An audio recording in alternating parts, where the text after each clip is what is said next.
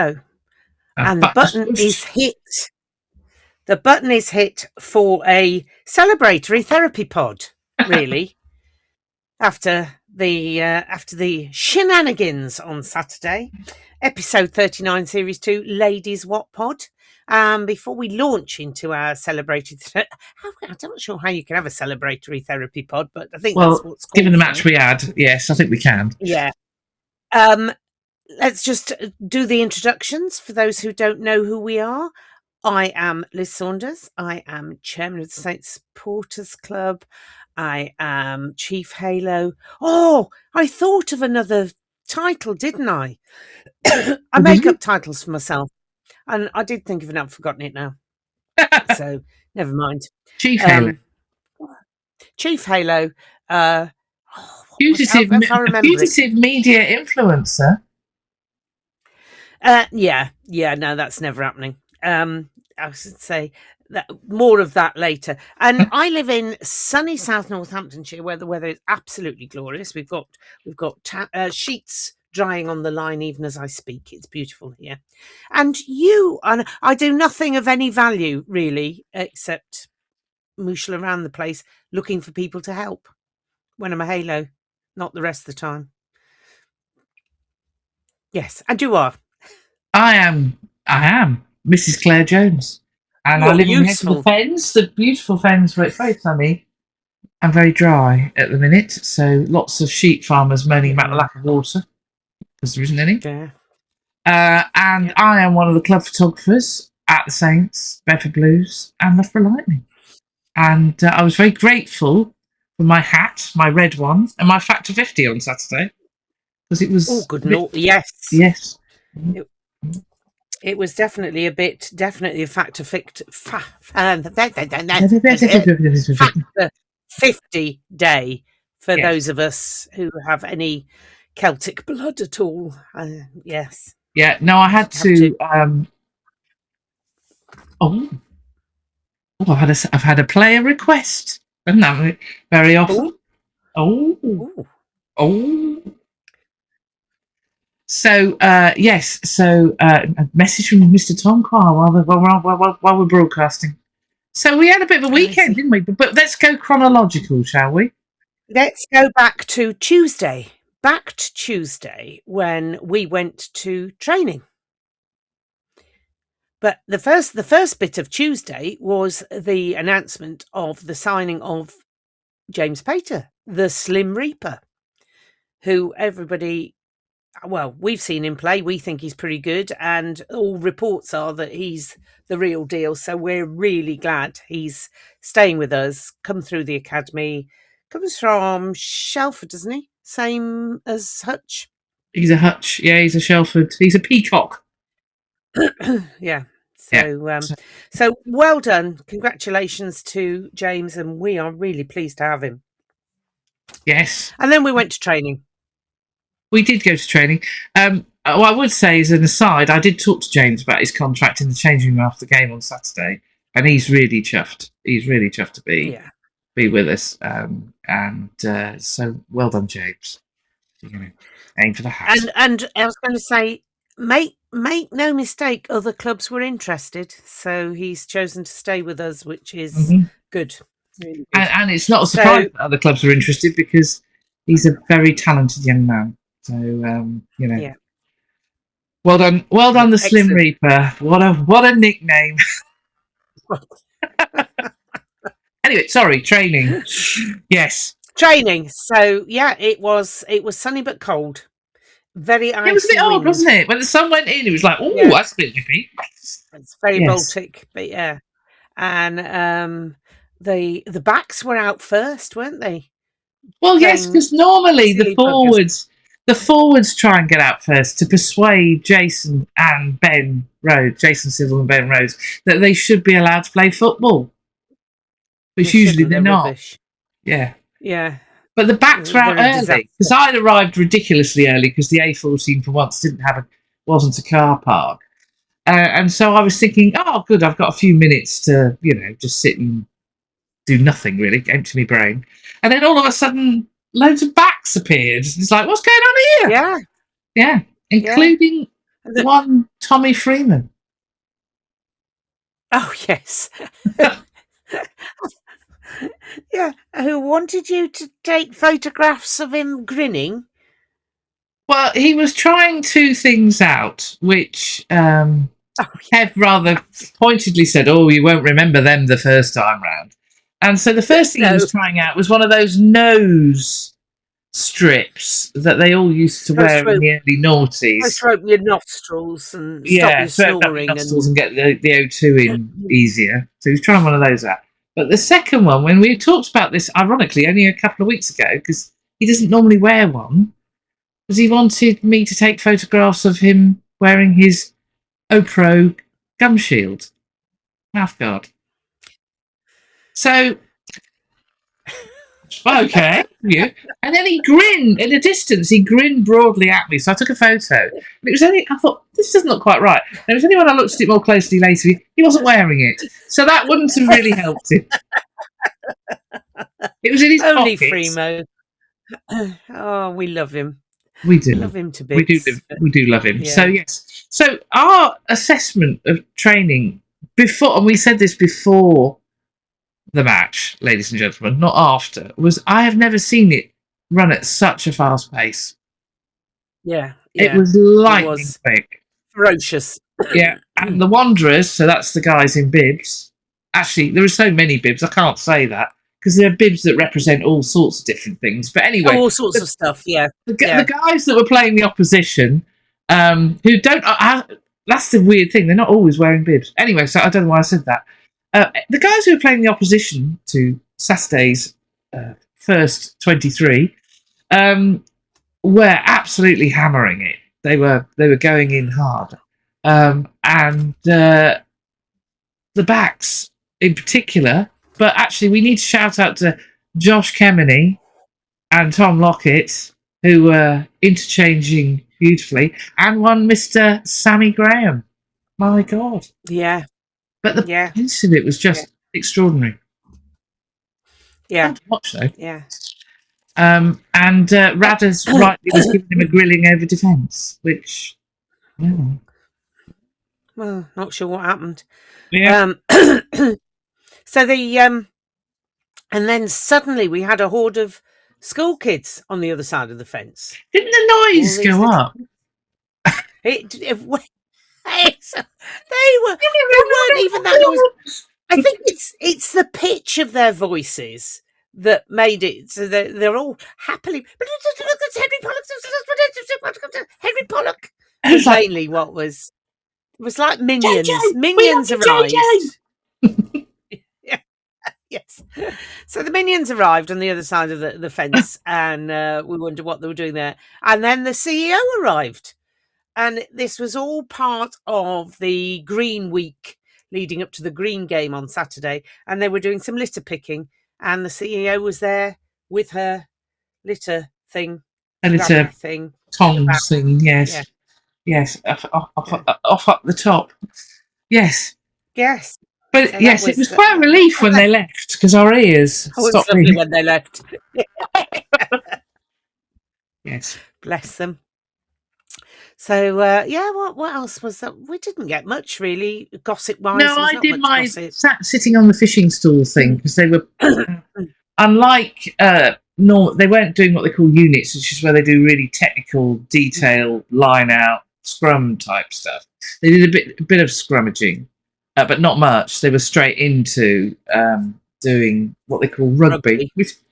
And so I thought, well, I might as well sit at one end with a camera on what's going on. So I was either taking photographs of the guys who were testing the defence or the guys who were testing the attack.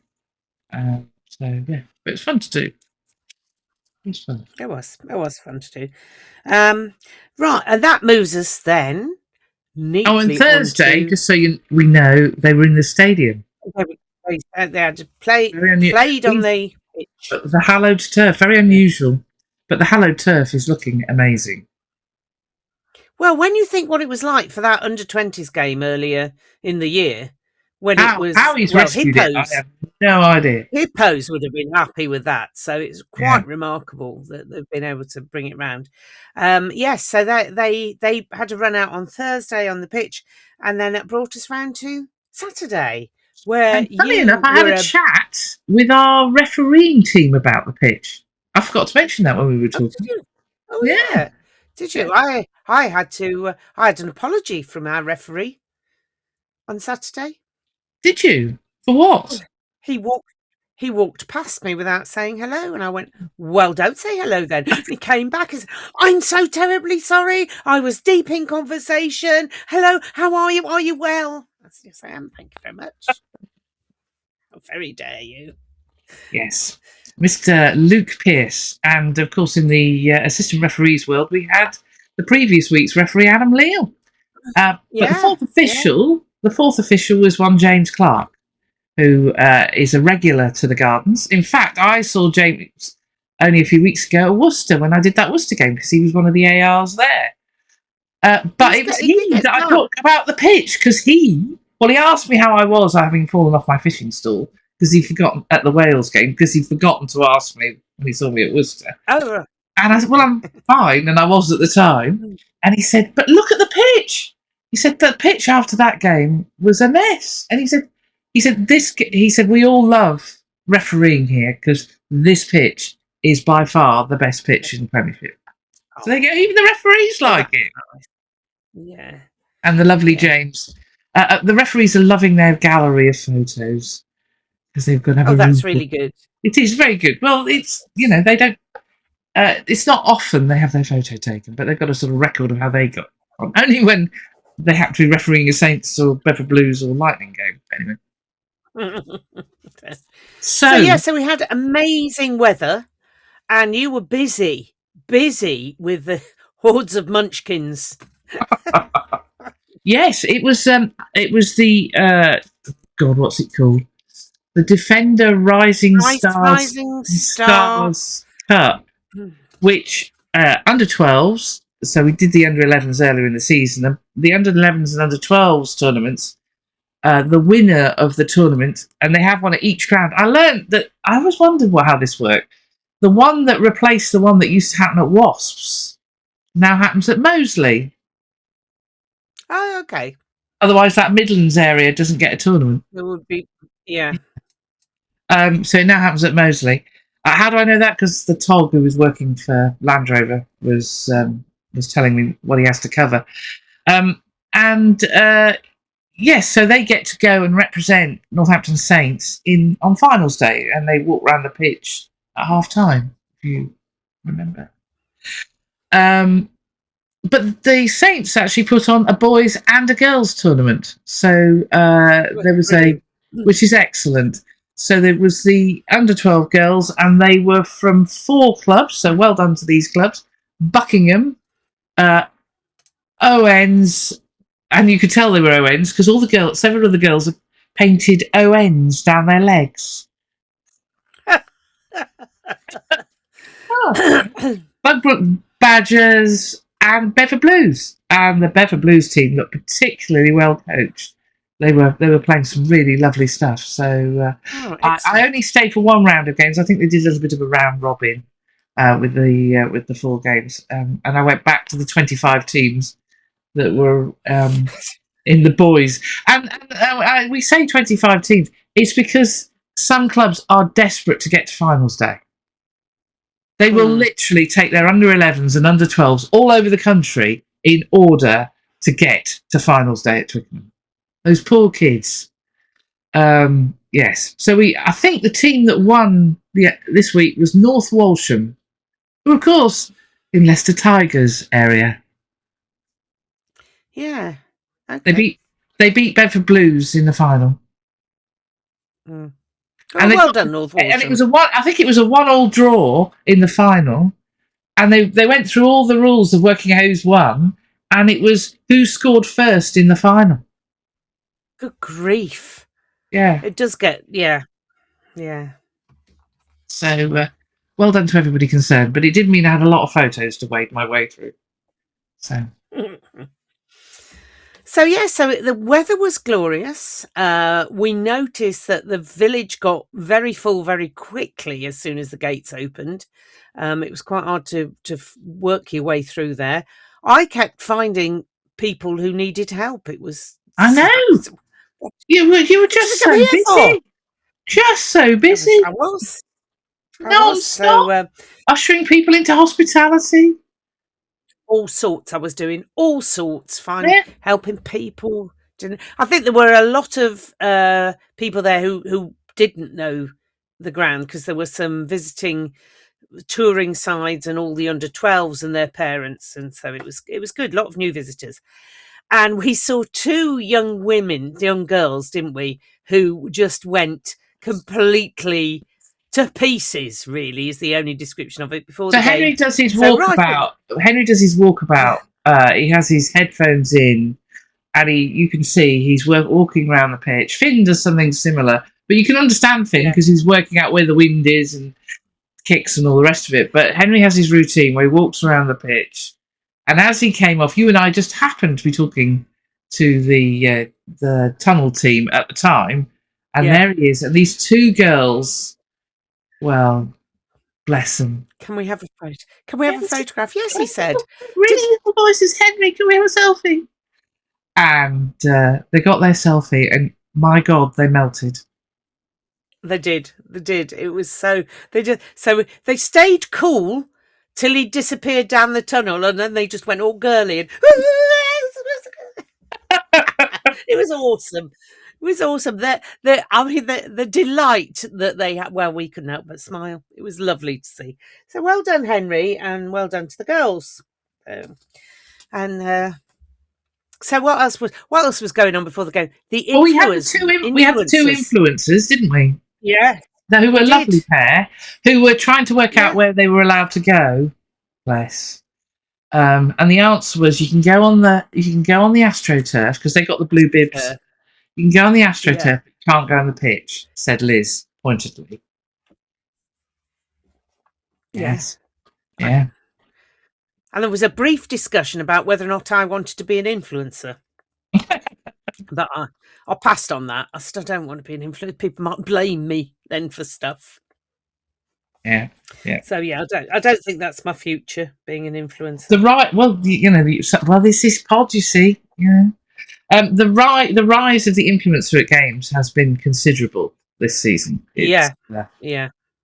It's been noticeable, the number of people who've started taking on that role.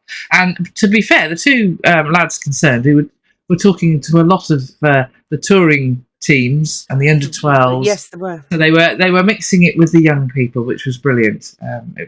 They seemed lovely. They were bouncing they were absolute delight. Terrified of the pitch by the end, but they stapled themselves to the Toblerones. Oh, bless them. Bless. Like the man with the gimbal. I don't know his name. I'm sure he's a lovely fella. I wish he'd sod off. But so TNT, normally when the boys have their huddle in the middle, we go and take. Obviously, I go and take photographs of the huddle of Fraser in this case because he was captaining the team, and I always take photographs of what's going on. And usually it's Fraser and whoever's fly off. So obviously it was Finn, and then one of the senior elder statesmen. In this case, it was Sammy G this week as a chat. And normally what you have is one cameraman from TNT doing a sort of sweep round, and so we do this sort of. It's almost like a Morris dance, yeah. 52 of them. I was like, oh, for God's sake, what the hell's going on? I don't know why they need two cameramen for one. To be honest, that is more like a Morris dance. What the hell's going on? What are you doing there? It's more like a Morris dance. Yes, so it was a bit weird. And so there were those two roving cameras, and then there was the man with the gimbal.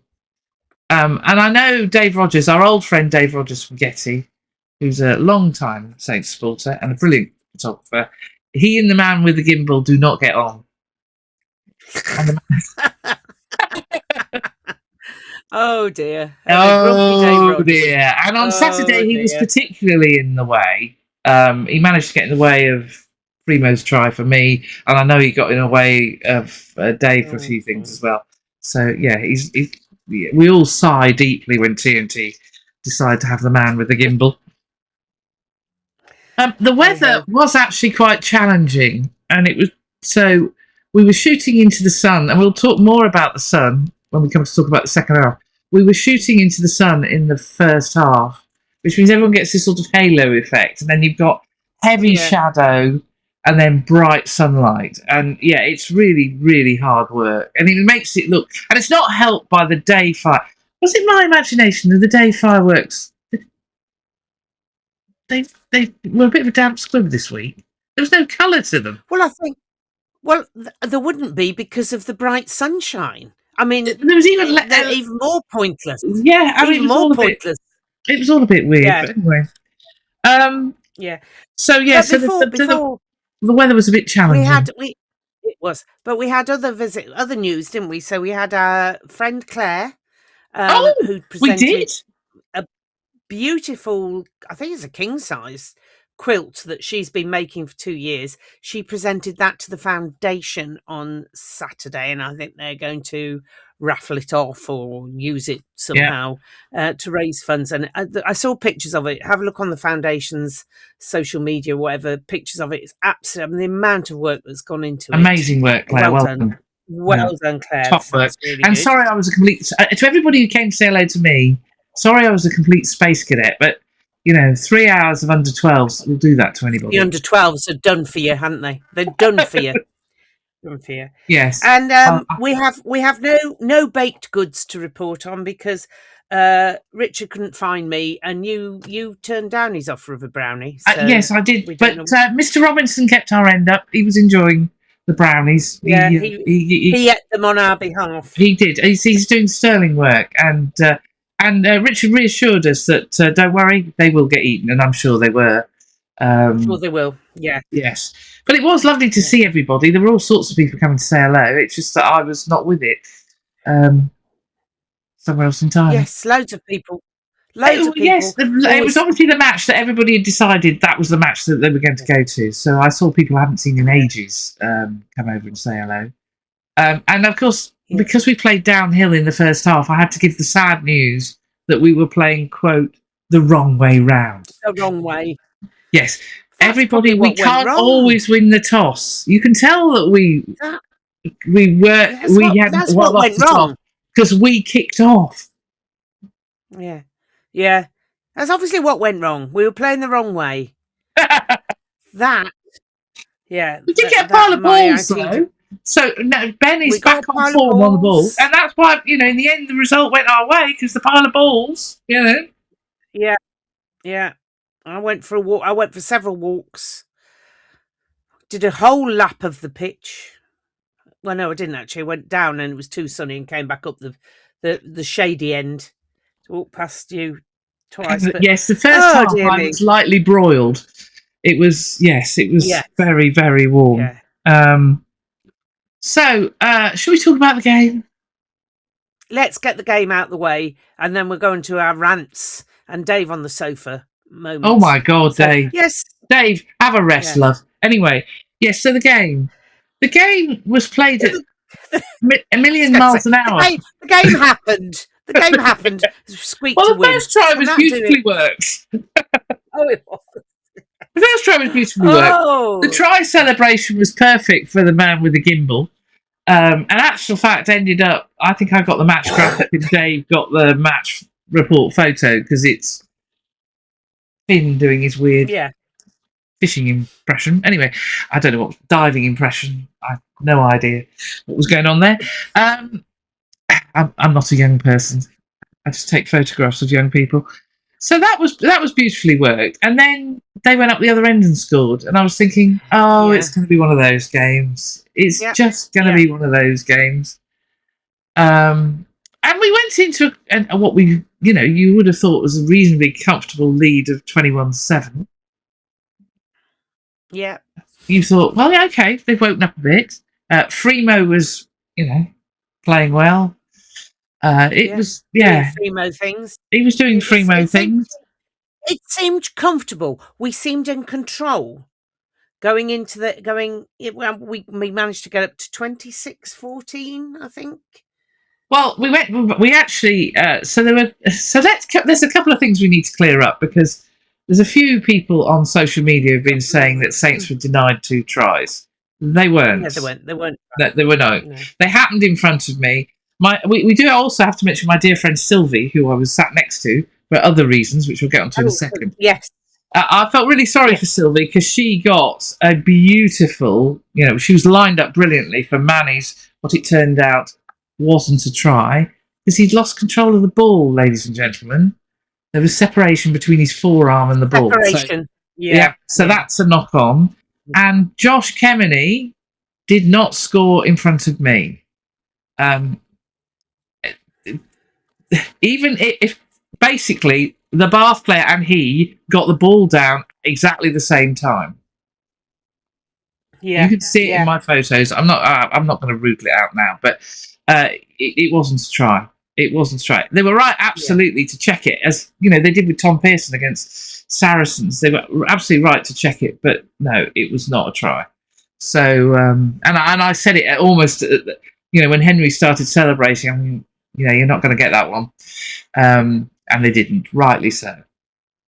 Okay, so stand down, everybody. But they came after we'd gone up 26-14, and then the 2 disallowed tries came after that. So the 2 tries that never were. So we looked like we were in control. We looked comfortable going in. Yeah, unlike Sylvie when Ollie Slightholme went hurtling into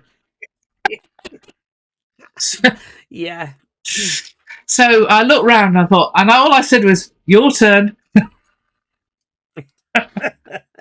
So Ollie Slightholme slid in and didn't score, and hit the toe run very hard. I was a bit worried actually, because he hit Sylvie's second camera, her big lens, but he was fine. I think he was more worried about his calves than he was about his shoulder.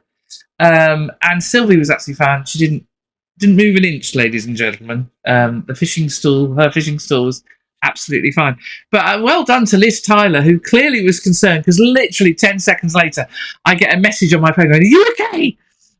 To which I said, "I'm fine," and so Sylvie, because it was Sylvie that Ollie got. So yes. So thank you to everybody's messages. But Sylvie's fine. The camera's fine. Ollie's fine. Everybody's fine. And there wasn't a rerun. Everybody's fine. Wales under 20s. No, but that was helped. That was aided by the mud, really, wasn't it? That was just. Yes, he did get a lot of help. A lot of momentum was. I'm not even going there because Dr. Jones will get cross with me. Anyway, there'll be all sorts of physics equations coming into that. Oh, absolutely. We don't really don't want to go there. No. So then, so we looked, say, comfortable and in control, and you thought, well, this should be all right in the second half. But oh no, Bath had other ideas, and came out. We had other ideas. Well, I don't know what other ideas we had. I don't know what ideas we were thinking. Well, nothing to do with what was going on. We need to call Bath out for something that's actually started in the first half, which is time wasting. And it was time wasting with the purpose of slowing. I mean, in fact, Ben Kay makes reference to it in the commentary. It's slowing our game. Now, Luke is the man who told Tom James off. Oh yeah, and started counting down box kicks. Yeah. So I was amazed he let them get away with it, because normally Luke is all over that one like a rash, but not this week, as they fiddled about and tiddled about. I mean, to be fair, he did stop the clock, but that didn't stop. But it still takes the pace out of the game. It still takes the pace out of the game, and it suits their game, down to a T. Because their forwards get a breather. So Luke, come on, don't go back to counting down box kicks, but please go back. There is a happy medium, Luke. Happy medium, can you find? And not only that, but stopping the clock. Some of us had a restaurant reservation that we had to push back because of that. Luke, I will be mentioning it to you next time I see you. Please, can you think? Well, it took nearly 2 hours to play that game, and we didn't have a serious injury that slowed everything down. So it It was quite ridiculous. Quite ridiculous.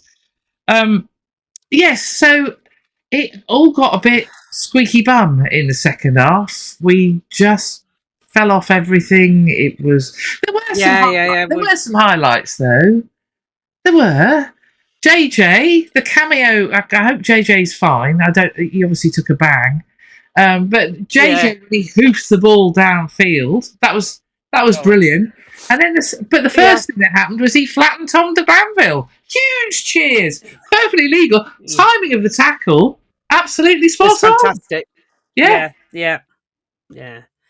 Yes. So we love JJ, and every time he comes on the pitch, the roars of delight. Every time he looks at the ball, the roars of delight. When he actually smooshes somebody, well, it's paroxysms of delight, I think. So we get well soon. I don't think it was anything major. It was just got a bit slightly late from behind, not suspecting it. Type wrench, I think. Is that even a like medical term? But I don't know. It is now. Yes. So, and we have to talk about Henry because we have to talk about Henry. Oh, poor Henry. So he was being targeted, and he will be targeted because he's such a talented lad. However, I think Luke again. There were a couple of occasions where it's like, really? We thought there was a particularly theatrical one from Will Muir. That was in the first half. Yeah. I am going for the ball. When you watch it right from where the whole thing starts, and you see Will Muir actually clocks where Henry is, then theatrically looks to the skies as he's running to catch the ball, and then wipes out banjaxes Henry from behind. It was a bit and he was being targeted, and things do need to be watched from that point of view. So Dave on the sofa, we will be talking to you in a minute, but he did not keep going down like a footballer because he's hard as nails, is our Henry, and if he's gone down, it's because something hurts. It's not trying to milk a penalty or anything. It's not. It's just not Henry. So, Bath then came back at us. Roaring. Yeah. Bigly. I think from where I was sitting, at least one of those tries came from a couple of forward passes, but it wasn't They obviously weren't because the refereeing team didn't deem so. Yeah. So anyway. So it was all getting a bit frustrating. The crowd were getting slightly edgy. Players were getting. You could see that things were going a little bit awry. Yes. And it wasn't where we wanted to be. But, and you have to say, they kept playing. They kept in. Again, like at Exeter, they kept in. They kept in the game. They didn't. And they did. So you played the role of Dave on the sofa last week, saying you should always compete for a line out at the end. Yes. Yeah. And we did. Not that we're giving Dave on the sofa any credibility, by the way, but you did say last week that you should always, right down to the end, you should compete for the ball. And what did Tom Lockett do? Like a salmon he was, leapt up and nicked the ball. And as a result, we got the ball back and we were in their half. Yeah. Whereas instead of them getting it and then giving them free rein to run and maybe get another score, we fought back. So Tommy Lockett, well done. One of the most important line-out steals ever, I feel, for that. Yeah. No, it was a brilliant line-out steal. For those of you who are concerned that the high tackle wasn't. Oh, it so obviously was. Yeah.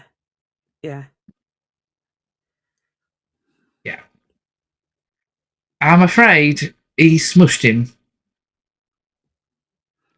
So for those of you on Spotify, I was now sat in the technical area, and I'm afraid poor Henry got absolutely clattered. Now, being a rugby player, he didn't complain about it, but Ian Tempest, the TMO, was the one that when in live play, Lukey Pierce said it was on the chest. I think we can see here. Yes. He went nowhere near his chest. Didn't even start there. No, he didn't started even start round about the neck area. It was very much round the head, as you can see here. So yeah. So I don't think there's much doubt. So eventually, of course, Luke has to go and have the chat with Miles Reed to tell him. I haven't actually edited this photo, but there you go. There is the chat between Luke Pierce and Miles Reed, and so he gives the penalty. But when it comes to taking the kick, Henry does a Lee Dixon, because Lee Dixon could never watch Stephen Myler anybody take kicks. He can't watch. So there you go. But don't worry, he recovered himself shortly afterwards. He goes and joins his mates for. So yes, it was yes at the death. It was the second season running, which Van Graan mentioned in his interview, that the game had been decided at the Gardens had been decided by a penalty in the last kick of the game. Oh yeah. But yeah, it was clearly so. The captain described it as hollow, and here is a picture. It did feel very weird, very weird. The fact, in the two league games, we've taken 10 points and they've taken 2. You should be cock a hoop, but it did feel very meh at the end, didn't it? It was very, very weird. One of the things that was particularly weird was this. Oh, yes. So Pete Nuttall, our lovely stadium announcer, announced this man, not Liz Tyler, Tommy Freeman, as the player of the match, because that's what TNT had told Liz. So she go and fished him out of the melee of players at the end to bring him over for his interview to hear, they've changed their mind. Now, a lot of people said that they announced it on the TV. I went and checked it. It was one of the things I checked because I knew we were doing the pod. They didn't announce it. They didn't announce it until after the final whistle. So the little Thatch one had changed his mind, just being the little Thatch one. But it does give us an opportunity, doesn't it? But yeah, so the confusion is that TNT told the team in the stadium one thing, and actually it went the other way. So there you go. Yes, so that was a bit strange, but yeah, I was listening for that when watching it back last night, and I thought, interesting. They didn't announce it, so so we go back to the game itself. We did say there's special shout out to 2 young props who absolutely mullered Bath scrum again, and Manny and Luke Green were just awesome. They are coming of age with each game, and as Manny needs to get a bigger pocket to keep all the other props, the opposition props, in it, because just brilliant. Yes. There was one, and I think those of you who follow Manny on Instagram, you will have seen it. There was one photo I took of him after a scrum where he just stood up and went,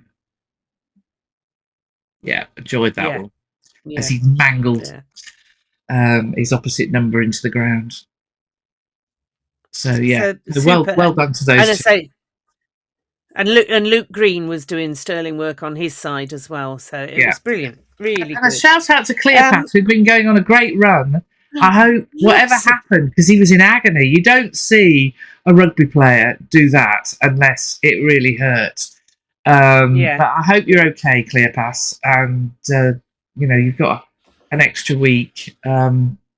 And for those of you in the Barwell stand who failed to recognise our beloved Big Trev, yes, that was Big Trev on his crutches, trying to wander past. You can't really wander with crutches, but there you go. But it was good to see him smiling. It's good to see him smiling. He's clearly, he's been told to keep the weight off his errant knee. So get back soon, Trev. We look forward to seeing your return. But I have to say that I think the scrum is really, really cooking on gas. It's really, really it's going some. The weapon. And we can play it both ways. We can attack them, and we can get quick ball. Yeah. It's really, really good. And we've still got Colsey and Curtis and TP to come back as well in the scrum. Yeah. So there's the options are still fantastic. Curtis looks very excited about the fact that it's today. I think his cast comes off his hand. Yeah. So bless him. So we're going to talk about the weather and the sun, particularly in the second half, which we feel that Bath really made use of the elements, which is surprising given it's always chucking it down with rain, it seems, in Bath when they play. Yes, they made use of the sunset beautifully. Yeah. Because they realised that the sun, the angle of the sun, this is no excuse. I mean, if we were sitting with Douse with us, he'd be looking at us sideways going, what the actual? But it didn't help the crowd, because I've got lots of photographs of supporters in the East Stand doing this. And it certainly didn't help some of the players. They were really struggling to see the ball. So, it doesn't make any excuses, but it was well done to Bath for working it out, because, it was challenging. Very difficult conditions. Because it's not just the bright sun, it's the shadow as well, because of the way the churches stand casts a shadow, and then things coming out of the sun, and they're in the shadow. It's very difficult. No excuses, however, but yeah. So there we went down to the wire again. So me asking them last week if they could not win it sooner. In fact, they won it even later than they did last week. And no, some of us have got blood pressure issues and stuff. Yes. It's no fun, boy. No fun. Yes. But as Pete Nuttall said, you get value for money as a supporter. As I wandered onto the pitch to take photographs at the end, as Saints supporters, you get value for money. Yeah. No second wasted during a game. So, let's do our player of the match. Our player of the match. As I said to you on Saturday in the curry house, means we can pick from any of the 23. Any of them. Yeah, we didn't have the usual outburst of foul language when whoever we'd thought was going to be picked, we wanted to pick, was picked by TNT. So that was good. So there's lots of shout outs. We want to shout out again to the front row, particularly Manny and Luke Green, because absolutely, that's, as we just said, the scrum performance was excellent. Any other shout outs? Tom Lockett. Thought played well. Finn did Finn things. Henry taking all sorts of abuse. Yes, and when after the game, he had more ice packs on more bits of his body than huge amount of abuse Henry was taking, and he doesn't bite back. He just tries to get back by playing better. Yeah, so, very sensible. So a big shout out to Henry. I thought Mitch looked like he was a bit more back on it. Yeah, getting back to his old best. Yeah, but our winner is Fremo. Of course, it's Fremo. Fremo who kept us going, kept us in it really, and his energy right to the very end of the game was just brilliant, brilliant. Because it was between him and Mr. Dependable, that break up the left wing. Oh yes, that caused us to have that line out to attack. Yeah. So they worked well together, but I'm not sure what happened between the Dingfield Lichwall wasn't quite so impenetrable this week. Yes, it was. Yes. Well, I think a lot of them will be thinking about that in their week off. Yeah. Anyway, the Sergeant Wilson Award. Yeah, we struggled with this a bit. Well, we had. But then, I think we had one of the best explanations. So, one of the things that's been upsetting Dave on the sofa, everybody, is referees coaching. yeah, I don't know why. They're not coaching, they're explaining. They're explaining. So if a player asks what he's supposed to do, well, there was the famous incident, obviously, with the French referee, his name escapes me, who said, I am a referee, I am not your coach. Oh, I'm not a coach, yeah. Roman Wax, was it? Yeah, anyway. I think it probably was. Yeah. But there was a fantastic discussion between Dingers and Luke Pearce over dummying. Don't dummy. Yes. Because you'll cause them to go offside. Just tap the ball and get on with it.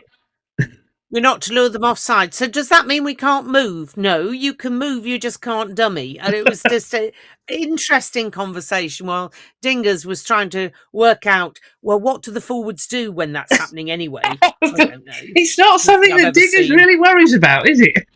No. So just make sure you tap the ball, said Luke. Yeah. Okay, I'll tell them that. Well, because Wales had a try chalked off because they didn't. Yes. Yeah. Anyway, Dave, if a player asks a referee a question, Dave gets particularly annoyed when they say no at the breakdown. No! As in stopping people. That's one of the things. And, leave it. Leave it. Now, what he's trying to do is to stop the whistle going every 5 flipping seconds. Yeah. Because that's the alternative. And I'd rather a referee shout no than us. And also, going all the time. when you're basically upside down with your head in somebody's armpit, you can't see what's happening. So you have to. If they tell you no, and you go right, okay, I won't do that. Then that's if then you ignore no and leave it. Yeah. Then on your head be it. But it does mean it's better. It's a better flowing game, and you do. In those breakdowns, quite often the players on either side are unsighted. It's like you'll hear him saying the ball's available, play it. It's there. That's your man, and just to try and modify the amount of cheating that goes on. That. So it is. I'm all for that. I think it's quite entertaining. The best thing is what we ought to do is test Dave on the sofa's knowledge of the laws. Well, I don't think Dave on the sofa. Can we just point out is not one man, it's a one collective person. Noun this is an amalgamation out there on social media. Yeah. But Dave on the sofa's knowledge of the laws is probably very limited. It comes from George Furbank. It's an interview with George Furbank. Yeah. Where one of the things he had to learn with his sports psychologist is to ignore all the Daves on the sofa. So who were obviously offering coaching advice and all sorts of criticism. Yes. So we have picked up the moniker Dave on the sofa because we believe that Daves on the sofa need to be sorted. And there's been some classics this week. So what have I got here? HP dipped into that high tackle. It was HP's fault. He milked it. He dipped into it. Like, you've got time to think of that when somebody's strangling you. HP was going down like a footballer. Did it at least 3 times, mainly when he'd been assaulted in some way. Yeah. Yes. Other classics was defence coach needs to pull his finger out. Ooh. Well, he may well be, but we'd like to say where it had been before then, Dave on the sofa, if Radders gets hold of you. And the classic was Luke Pearce was Saints' 16th man, was one I saw. Really? Yeah, which team had 2 tries disallowed that weren't before Dave starts? Yeah, exactly. Yeah. Yes. So there were some classic Daveisms there, and I think it will keep us entertained going forward for a long time. Dave he's never short of an opinion, is our Dave. No. There was one rant which I woke up to this morning because you obviously watched the game last night, which was actually TNT's, and I think it's the Little Thatch one and Nick Mullins who started this one, which was rather than Dave on the sofa. Although Dave on the sofa did repeat it, which is the psychological harm of that victory against a second string bar. Excuse me? Were you... hello? Just... I don't think there's any psychological harm done anywhere. No. As we go back to Saints, 10 points from the 2 games, Bath, 2. Yeah. Now, we'd rather it wasn't 2, but seriously, there is no psychological harm. Somewhere else, somebody put a moral victory. No, it doesn't count. No. There's not a Premiership League table of moral victories. There's just the one of actual victories. You got smushed, as this is my new word. You got smushed at the wreck. So, no, it basically, I think Van Graham and Dowse, it's 2 very good squads who've played each other several times, and it's been right down to the wire. So, absolutely, come on, let's behave. It's been right down to the wire twice, because the one in December didn't even go. The wire wasn't even in existence. No, there was a 20 points difference, and I haven't noticed the psychological psychodrama in Bath season since. So sorry about it. So it's absolute nonsense. Absolute nonsense. Now, there's another rant you want to go on, isn't there, Mrs. J, that kind of involves Dave on the sofa collectively and others.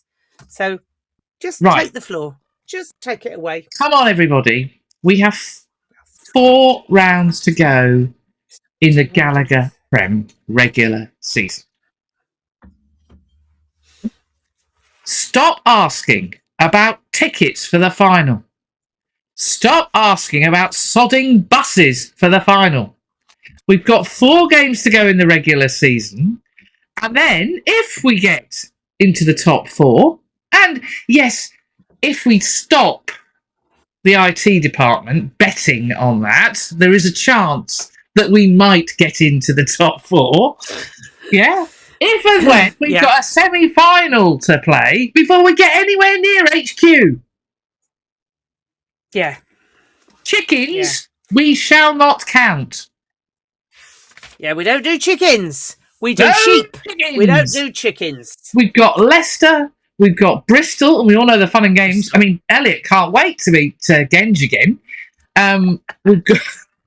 We've got, according to TNT, Boydie's effect in 2 weeks is remarkable at Gloucester, coming to the Gardens. I howled with laughter at that one. I imagine that Boydie did. I know he's good, but I don't think he's that good. It's not a miracle worker, is he? Twins. So, there's a lot of rugby.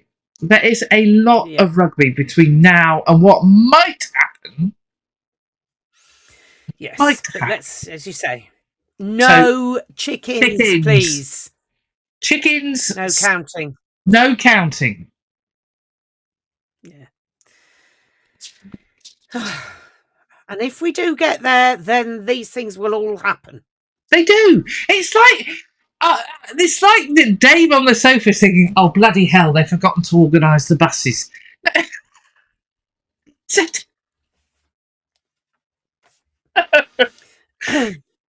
Just calm, everybody.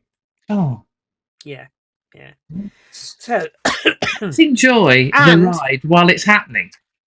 Not wish Christmas Day upon us. Whilst we're talking about buses, Saints Supporters Club will not be running buses to Twickenham, because there was too much confusion with the Cardiff trip last season. So we're just, if it ever happens, anything like that happens again, ever happens in the future, ever happens again anywhere, it's up to the club. Okay, so there. Don't keep asking. But we're not counting any chickens. No. And actually, let's enjoy the season. The whole point is let's enjoy it, because as we saw the results over the weekend, everybody's going through that roller coaster ride of excitement. It's the whole point, the blessed thing. Yeah, and it's stop wishing your life away. There's so many games to go, and so much fun to be had. Right. After that note, Women's Six Nations. Women's Six Nations. Yeah. So a comfortable, clunky win again for England against Wales at Ashton Gate. whatever Sardi has done to herself, let's hope it doesn't take long to recover from. Yeah. Get better soon, Sardi. Get well soon. And likewise, Rachel Malcolm, who didn't even make it to the start of Scotland's trip to Rome. Yeah. Bit of a smooshing, I'm afraid. More smooshing there, yeah. Smooshing. And then so well done to Italy for a great win, but Scotland have got some thinking to do. And well done for England for another convincing win, but again a bit clunky. And France, more work required. France did for Ireland, didn't they? Yeah. So France are looking very, very strong. Yeah. Yeah. So So well done the women, which kind of takes us neatly into the future of the women's game. And Toaster, well, not Toaster, but their opposition at under 8s level was BBOB, which I went along to. Beautiful sunny morning. I could cope with more mini rugby if it was like that every time. And it's sunny and dry and pleasant. And BBOB, they got a much smaller team than we had, but loads of girls. There were loads of girls at every age group. So the under 7s were there, the under 8s, the under 9s further, and under 10s. And there seemed to be really good representation of girls at every age group at BBOB. And I caught up with an old friend of the pod, actually, who was coaching the under 7s, Paul Digger, who is coach to the under 7s because his 2 daughters are playing under 7s. And I was just complimenting him and BB on the amount of girls they got playing. So well done, BBOB, and well done, Digger, coaching. I suppose I can say this, being not of great stature myself, the under 7s are at least smaller than him. So Paul is actually retiring as head coach, director of rugby, whatever you call it, from BBOB this season. Yeah. Done it for the last 8 seasons. He joined them as a fly half when he retired from Saints. And yeah, a lovely chat, really lovely chat. And we've talked about we should get him on the pod, shouldn't we? We should. I think we should. We should definitely get him on the pod because Paul is a lovely chap and a fine local player, and now coach. Oh yeah, and now coach of the under 7s. Mark. Coach of the under 7s, and they're very lucky to have him. They are. So Toaster, news from Toaster. So for the under 8s, it was their last ever game of tag in Toaster colours. Oh, he'll be so excited. They're so excited. They're all of them, threw their tags in the air. Just really good. And Alfie did a try and got a tag and did pretty well. So they're all itching to get onto full contact. How many of them will still be itching to get onto full contact when we get to about game 3? I don't know. That'll be a whole different ball game. But at the moment, they're all bigging it up and going for the big. Yeah. We can't wait for full contact. So the under 11s. So the boys forgot to do videos for the pod because one of Harry's friends came back after mini rugby to spend the day with him. So they were busy playing the whole time. But Harry's training went well. He tried his hardest, got in a team with his best mate, Max. They all ganged up against Uncle Sam and saw his friend Felix get the Saints tickets for the Player of the Week. And then he had his friend Grayson, who'd got an injured arm, come back to play for the rest of the day. So that was a good day. And why they were ganging up on Uncle Sam. So Sam, my son, had been at the old players.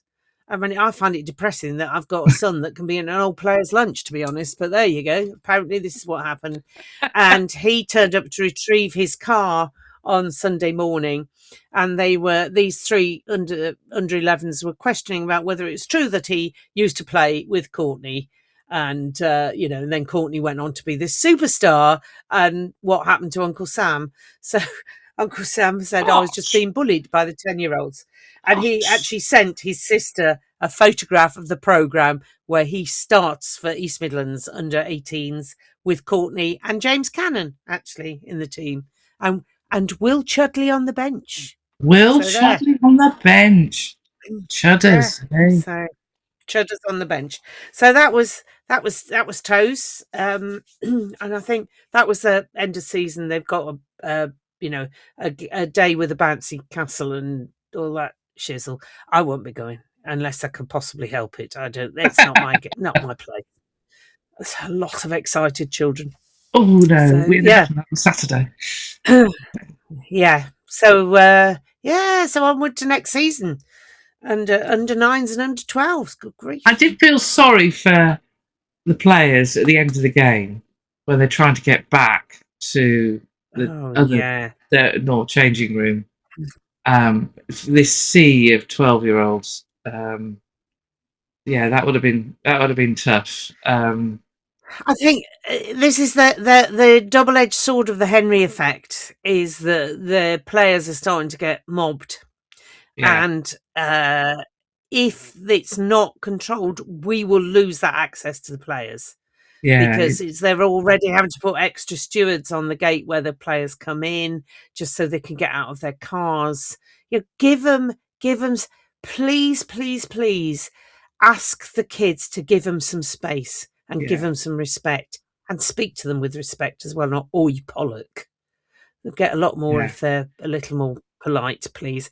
And likewise, that after the game, it's fine to talk to them, but before the game, they're working.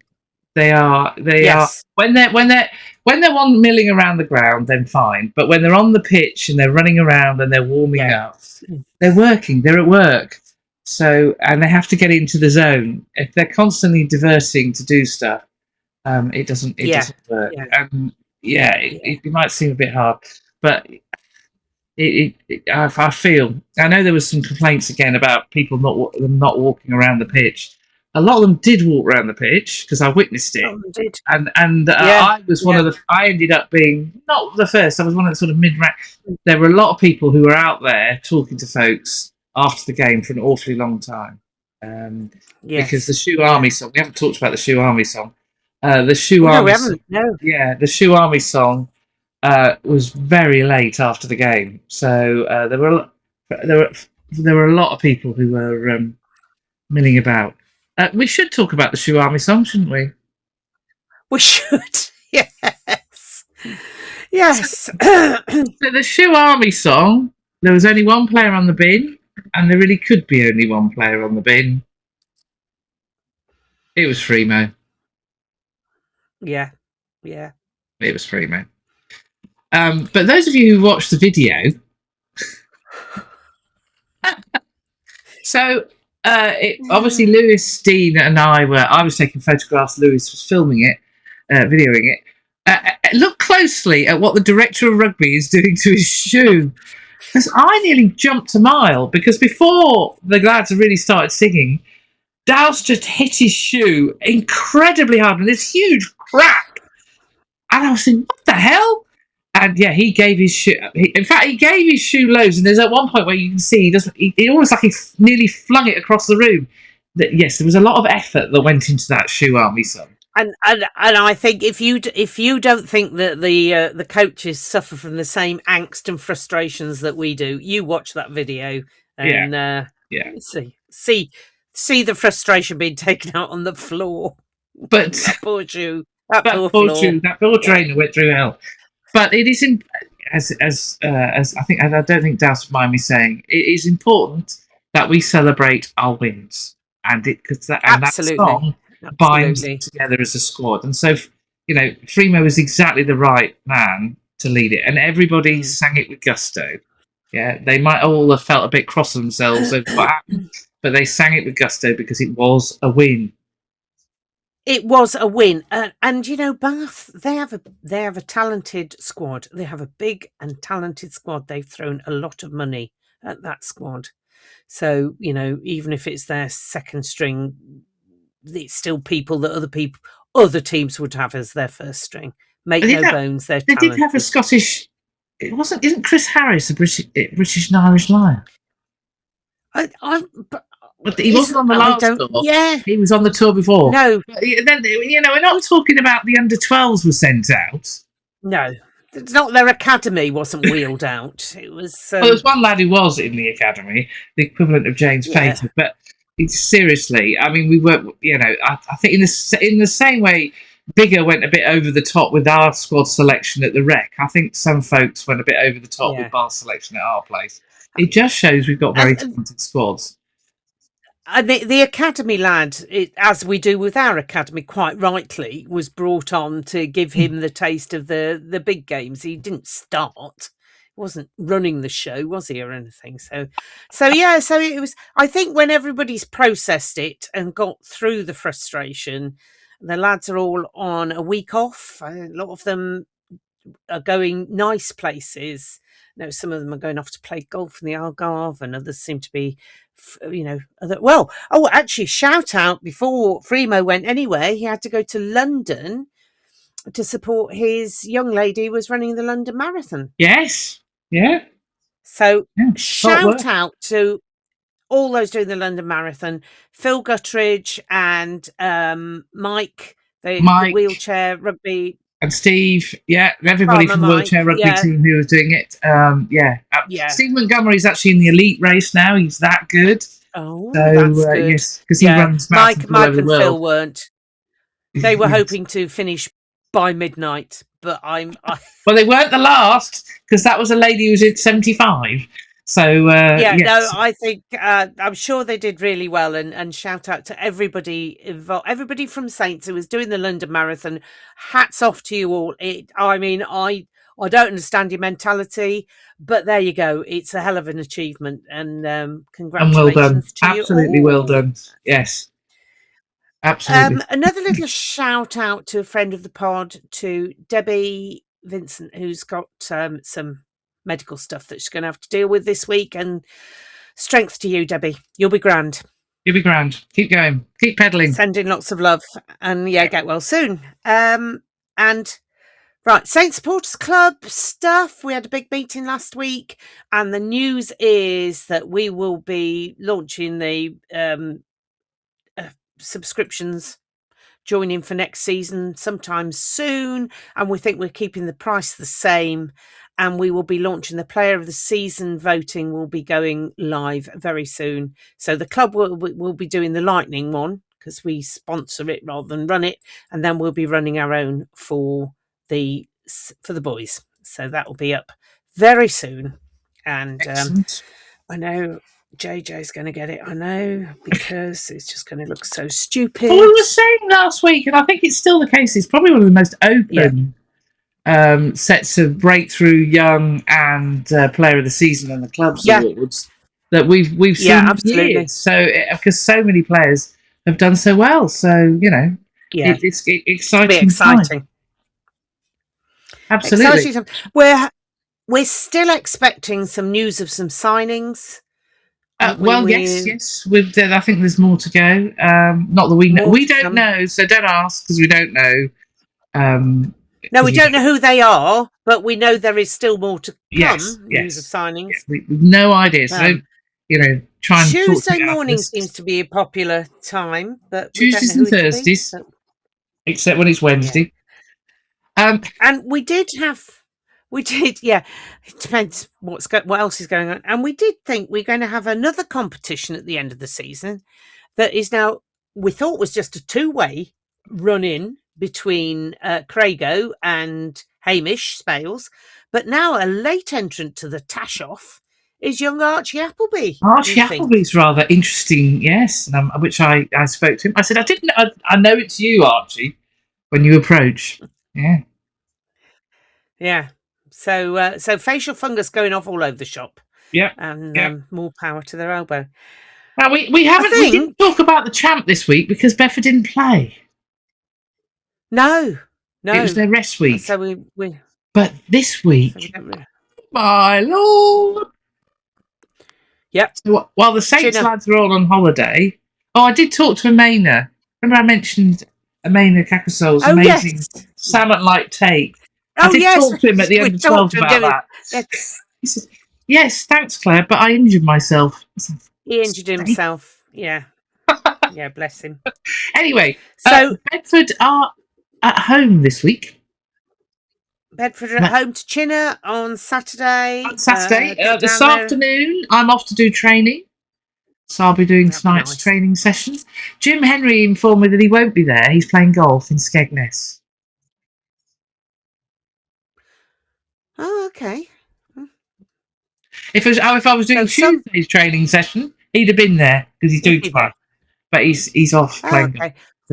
Well, a lovely day for playing golf. Skegness, though. Yeah, it'll be a great day.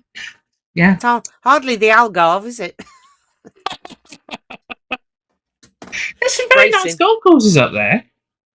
Anyway, yes. So so this afternoon I'm doing training, and then it's Chinner at home on Saturday. I'm very excited about this game.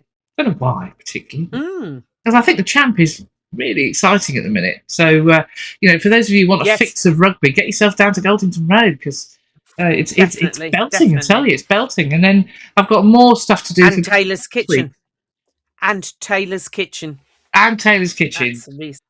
People are going to wonder whether you're sponsored by Taylor's Kitchen soon, but there you go. I'm not.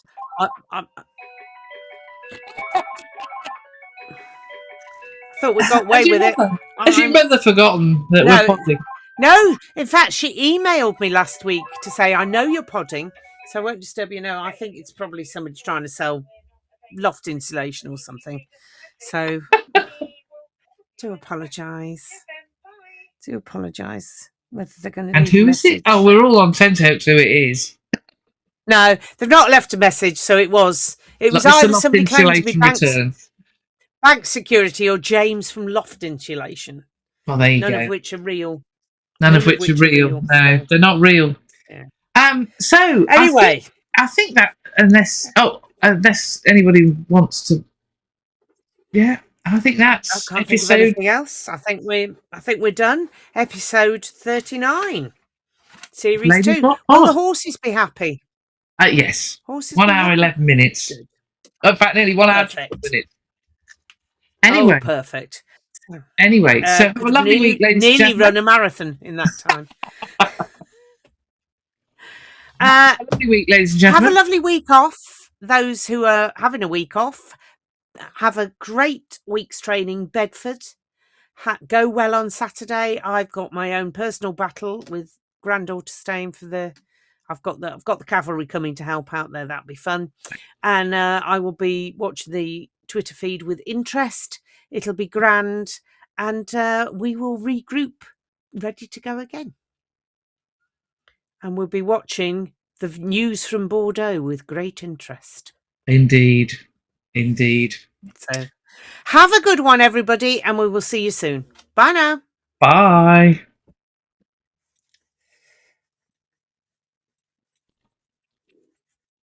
So, ladies and gentlemen, a very dear friend of ours asked us to do one thing, and we crossed it up. Just one job. Just one job we had, and we messed it up. So we're going to do this as a tack on to the main pod, but we're also going to do it because it deserves mention. And it is... Yes. Sorry, Julia. And it is... So the Oceanic Cup final and the Lewis Shield final, I've got ONs.